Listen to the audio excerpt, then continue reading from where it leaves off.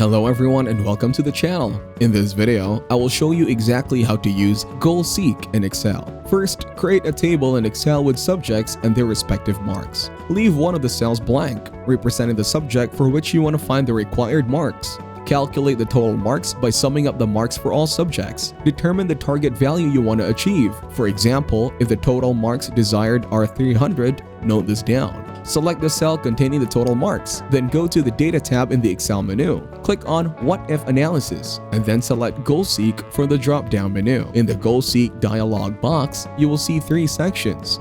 Set Cell, the cell whose value you want to set, which is automatically filled with the total mark cell. Then in the To Values section, enter the target value here.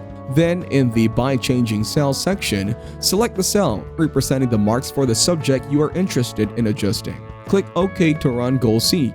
Excel will calculate and adjust the value in the selected cell to achieve the specified target value for the total marks. After Goal Seek completes its calculations, you will see the new value in the selected cell. In our example, it shows that the student needs to score 77 marks in the computer subject to reach a total of 300 marks. By following these steps, you can use Goal Seek in Excel to find the required value to achieve a specific target by adjusting another cell.